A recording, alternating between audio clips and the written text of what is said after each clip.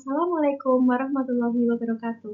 Perkenalkan, nama saya Wulansari Subagio dengan NIM 2023-11039. Di sini saya akan menyampaikan atau mempresentasikan materi yaitu kasus sistem kontrol adaptif tentang kontrol kecepatan motor DC dengan transfer function. Sebelum kita masuk ke kasus, ada baiknya untuk mengetahui apa itu adaptive control atau sistem kontrol adaptif.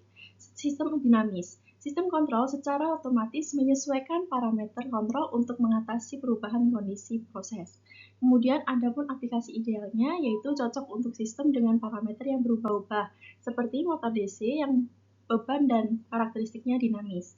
Kemudian tujuan utamanya. Nah, tujuan utamanya di sini itu menjaga performa sistem tetap optimal meskipun terjadi perubahan kondisi operasi yang tidak terduga. Kemudian ada pun alasan mengapa adaptive control dibutuhkan pada motor DC. Di sini motor DC seringkali beroperasi dalam lingkungan di mana parameter-parameternya tidak konstan. Yang pertama yaitu parameter motor DC, resistansi, induktansi, inersia dapat berubah karena suhu, keausan komponen, atau variasi beban kerja. Dan kemudian kontrol konvensional PID dengan parameter tetap tidak mampu mengatasi perubahan ini secara efektif, mengakibatkan performa yang suboptimal.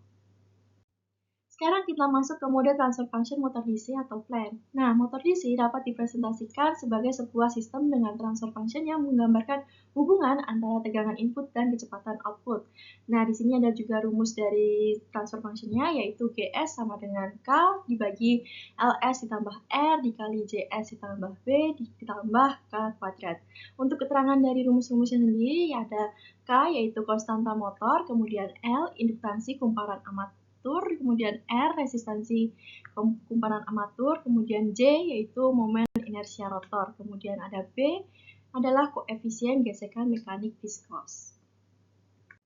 Selanjutnya masuk ke struktur sistem kontrol adaptif motor DC. Nah, di sini sistem kontrol adaptif dirancang untuk dinamis dan responsif terhadap perubahan kondisi internal maupun eksternal. Yang pertama yaitu plan motor DC.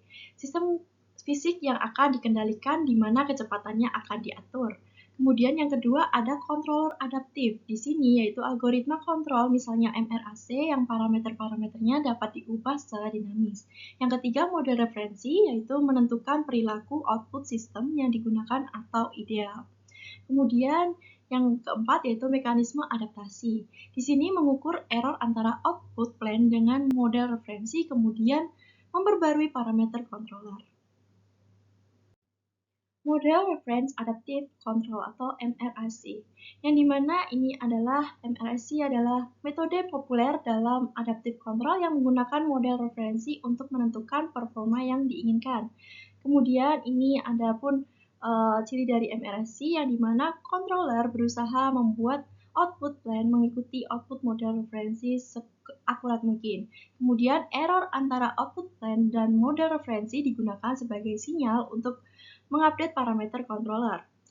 Dan yang terakhir yaitu ada adaptasi parameter menggunakan dilakukan secara online atau real time untuk mengatasi ketidakpastian dan perubahan parameter plan tanpa perlu tuning manual. Masuk ke contoh blok diagram MRAC untuk motor DC. Di sini, blok diagram berikut menghasilkan bagaimana komponen MRAC berinteraksi dalam mengendalikan kecepatan motor DC.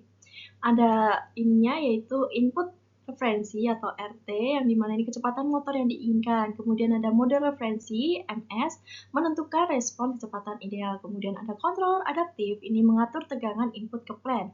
Kemudian ada mekanisme adaptasi yaitu mengupdate parameter controller berdasarkan error atau ET seantara output motor dan mode referensi. Adapun contoh simulasi dan hasil adaptive control pada motor DC. Simulasi adalah langkah krusial untuk memvalidasi efektivitas adaptive control sebelum implementasi fisik. Nah, di sini simulasi menggunakan perangkat lunak seperti MATLAB atau Simulink secara konsisten menunjukkan bahwa adaptive control mampu mempertahankan kecepatan motor sesuai referensi, bahkan saat parameternya berubah. Kemudian tracking error maupun tracking errornya menurun, yang dimana secara signifikan dibandingkan dengan kontrol PID. Kemudian respon sistem menunjukkan karakteristik yang lebih cepat dan stabil dengan overshoot minimal. Sekarang keunggulan adaptive control pada motor DC. Di sini penerapan adaptive control membawa berbagai keuntungan signifikan dalam pengendalian motor DC. Yang dimana yang pertama yaitu fleksibilitas tinggi. Di sini mampu menangani perubahan beban dan parameter motor secara real time, memastikan performa yang konsisten. Yang kedua ada otomatisasi tuning, yang dimana ini mengurangi kebutuhan antara tuning manual berulang, menghemat waktu dan upaya. Yang ketiga ada peningkatan performa. Di sini meningkatkan stabilitas, akurasi, dan responsibilitas sistem secara keseluruhan. Kemudian ada aplikasi industrinya, yaitu ideal untuk aplikasi industri dengan kondisi operasi yang variatif dan tidak menentu.